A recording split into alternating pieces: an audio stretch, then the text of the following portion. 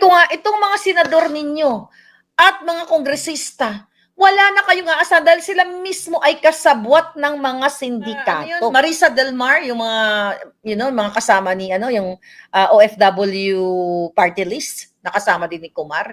So ngayon, si Kumar, solid Maharlikan ako, si Kumar nag-deactivate na ng kanyang Facebook. Itong Kumar ay sangkot sa panggugurgur, kidnapping, extortion, lahat. At siya ay BFF ni Marcos Jr. at ni Lisa at campaign donor ng 30 million. So saan galing ang pera ng Indian National na elbow to elbow, halos magkapalit na ang mukha nila ni Jinggoy Estrada.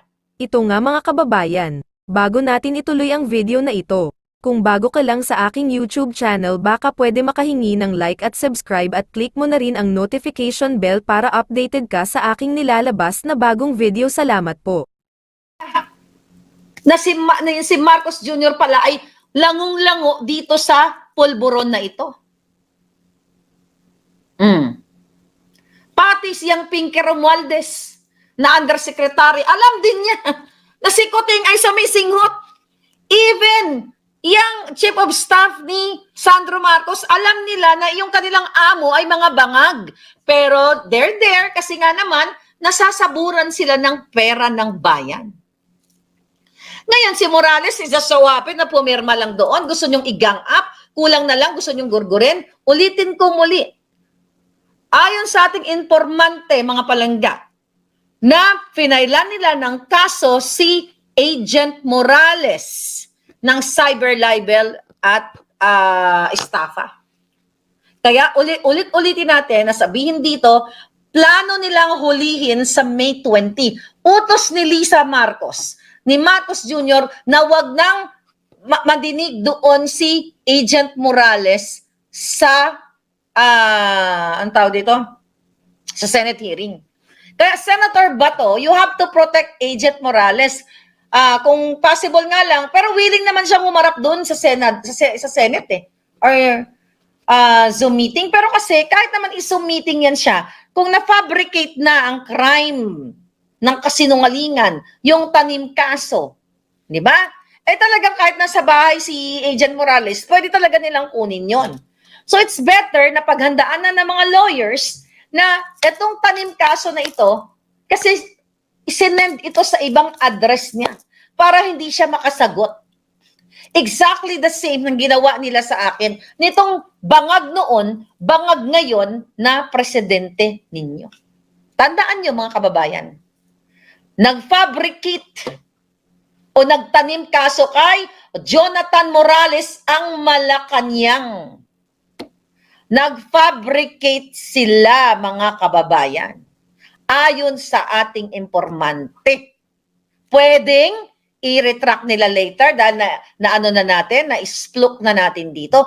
Pero para lang sa kaalaman ng taong bayan, kung kaya nilang mag-fabricate sa akin, di ba? Even na sa Amerika na ako nagtanim ng kaso, nag-invento sila ng address sa Pasig para lang makapag-release sila ng,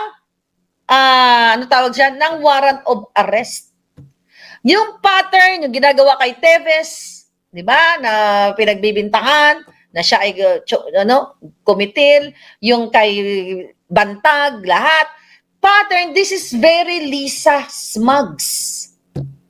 Mga kababayan, sabi ko nga, itong mga senador ninyo at mga kongresista, wala na kayong aasahan dahil sila mismo ay kasabwat ng mga sindikato. Kaya nga pagpaliwanagin itong who's that? Marisa Del Mar, yung mga mga kasama ni yung OFW party list, nakasama din ni Kumar. So ngayon si Kumar, solid Maharlikan ako, si Kumar nag-deactivate na ng kanyang Facebook. Ba't siya mag-deactivate ng Facebook? Kasi natatakot siya na makuha yung mga pictures, pero nakuha na namin lahat yun. Nakuha nyo na lahat yun, mga palangga. So wala ka na kahit Kumar, kahit mag-deactivate ka.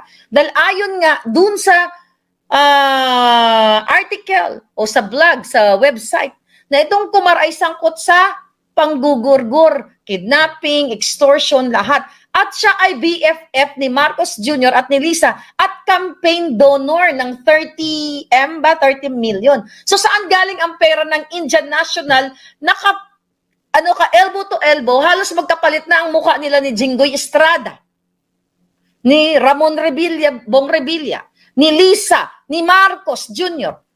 Saan pupulutin ang 100-something million Filipinos na nire-represent ni Jonathan Morales din sa Senado? When I say nire-represent, kung paano nyo makita na i-gang up, babuyin, subukang isirain ang spirito, basagin si Jonathan Morales, kayo yan. Larawan yan ng Pilipino, kayo po yan, mga kababayan. Yan ang trato sa inyo. Pero itong Indian National, na may kasong deportation pa nga, di ba? Na nakalagay naman doon sa article na binasa natin. At ito'y sangkot sa mga extortion na nagjujugaw ng mga minor de edad at i-extort yung mga taong pinagjugawan nila ng mga negosyante. Di ba? Alam nyo na yung modus ayon sa informante. Na okay. Sabi ni Ranel Verdiflor, ma'am, pinatatahimik kami sa X. Sinasampahan na rin ng cyber libel yung mga kasama namin.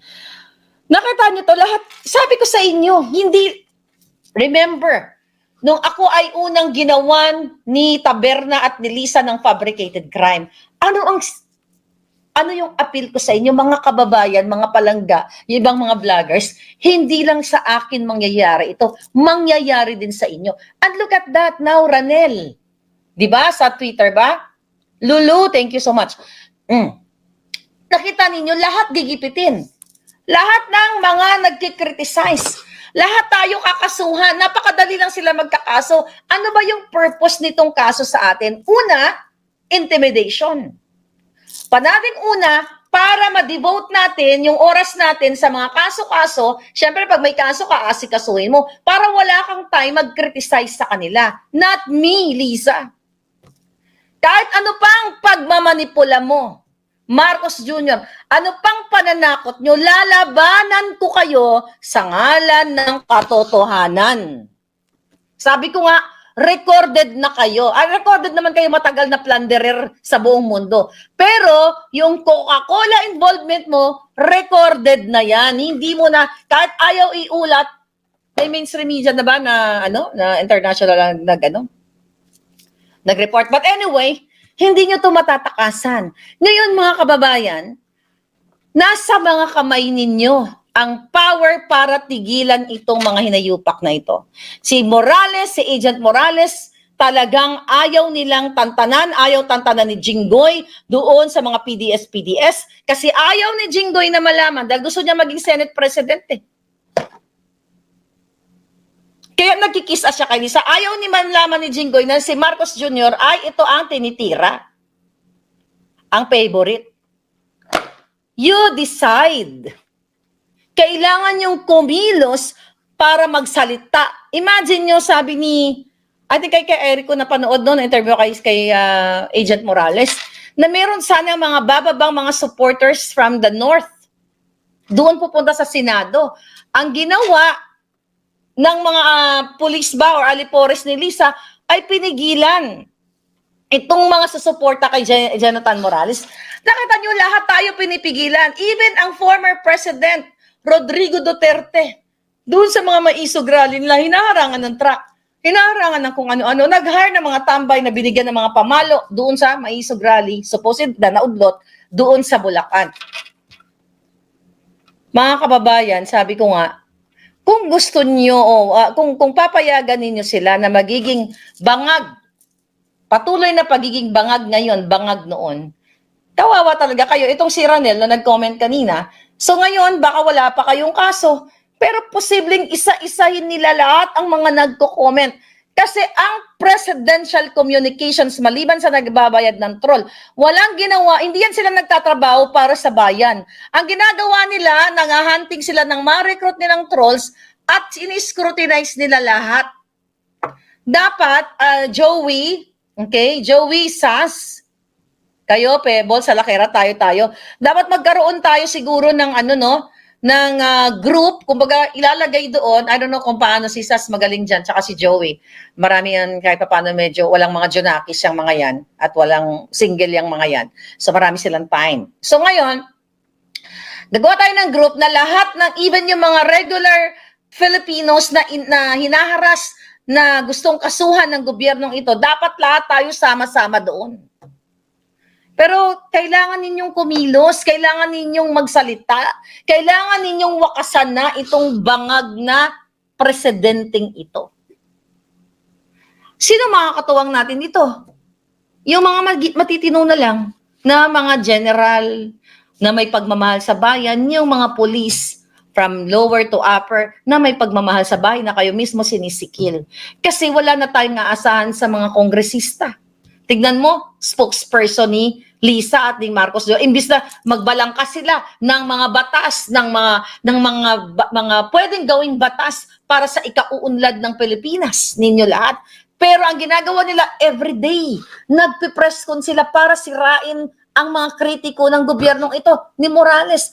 Ang kritiko, kahit sa ang bansa, laging may kritisismo kasi public official kayo. Pero dahil bangag si Marcos Jr., gusto niya lahat, papuri lang ang naririnig sa social media. Kaya itong mga jutang genimis na mga kongresista, nagtutoka-toka itong mga young guns na ito. Okay? Na mga bayad ni Lisa, bayad ni Tambaluslos, bayad lahat ang mga hinayupak na ito. Presscon ng presscon to attack me, yung sa Pidea Leaks, to attack Morales, to attack Glenn Chong, to attack Sara and Duterte. See, hindi sila nagtatrabaho para magkaroon tayo ng batas na maayos para protektahan ang bawat mamamayan. They're there, kinakamkam nila ang pera ng bayan para sila maging spokesperson.